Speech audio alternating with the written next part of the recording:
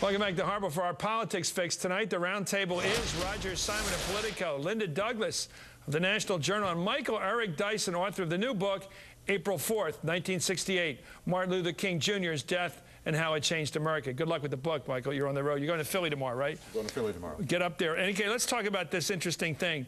When you dump your top strategist, that usually means you're not doing too well, Linda Douglas. Hillary Clinton has dumped Mark Penn, the much beloved, I'm being sarcastic, fella, who gets blamed for everything. Is this like they used to do where they would put the devil in a pig and then run the pig off the cliff to exorcise somebody?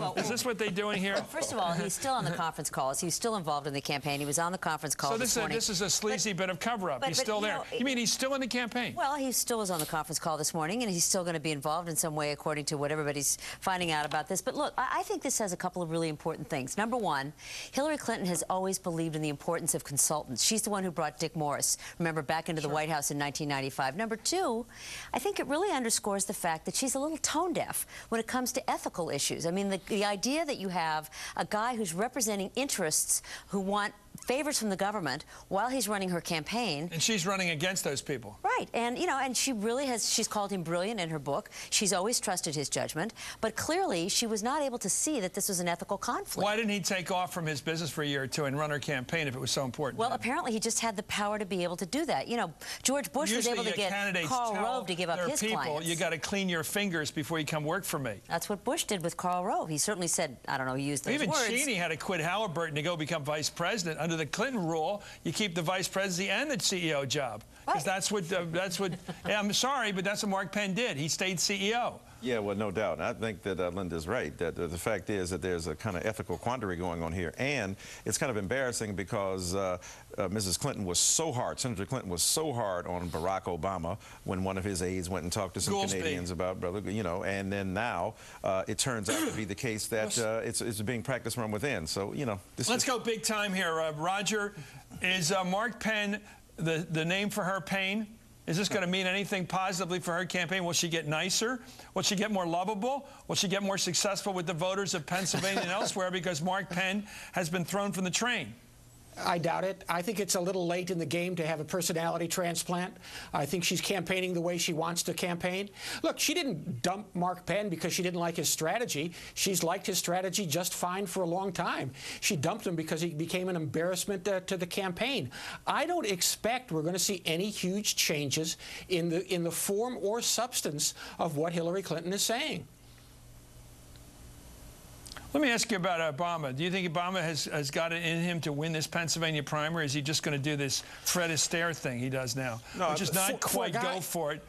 It's finesse, it's charm, it's elegant, but when is he going to bring this fight to an end? Well, here's the thing. He's in a tough position because if he brings it to, if he fights like he wants to bring it to an end, then he look like he's attacking Hillary Clinton and he gives her more ammunition. If he stays back and says, look, you stay in the race as long as you want, you'd make your choices, let the voters speak. He picked up another delegate. He's delegating authority. We hope it works because he's in a no-win position in that regard. And Chris, I would just add that I think he's going to be a much stronger candidate if he can avoid doing that. Look at the weeks when she was going after him for Reverend Wright, and he was going after her for the allegations that she'd inflated her resume and said that she'd brought peace to Northern Ireland, and some people in his campaign said that was vastly overstated. Their numbers started to drop in comparison to John McCain as they began to attack each other. So if he can somehow win this without having to do that, that's going to make him a better general election candidate. Can he win with finesse, or does he have to have a punch?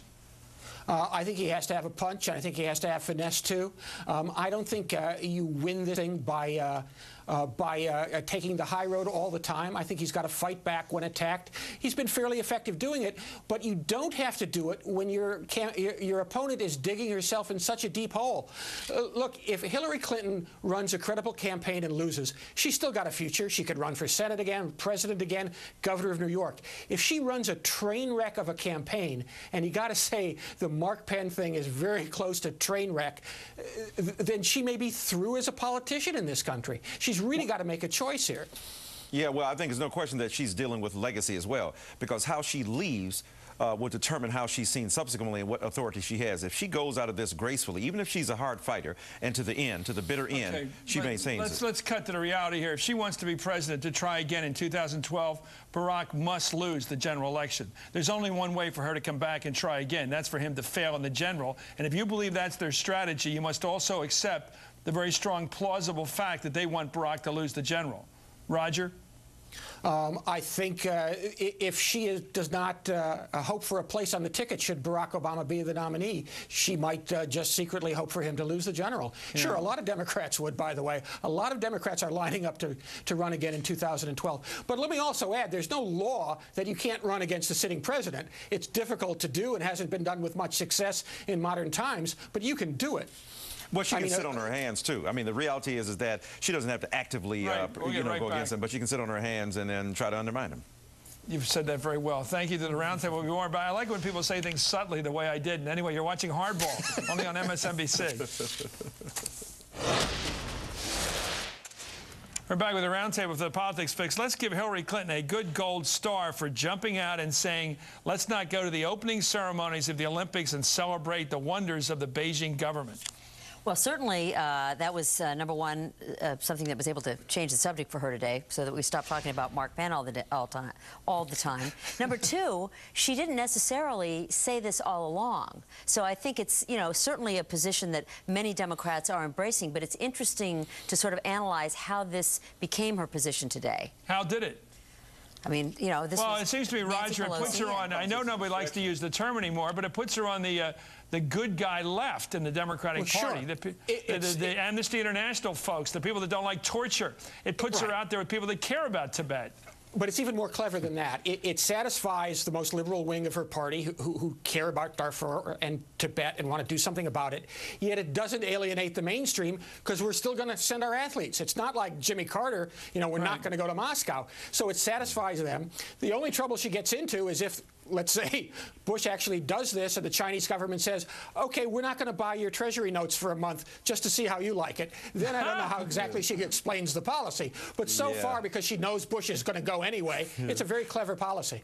Are they going to keep cashing our checks after we do this or not? That's the question. Well, she's going to do it, but I don't know how. This is the politics of distraction. I hate to, I don't want to again say the moral authority that she has by saying what she said, but I don't know how. I'm heading to Philadelphia tomorrow. The Penn relays are still on. Mark Penn is still going to be an issue. Don't say gainsay in Philadelphia.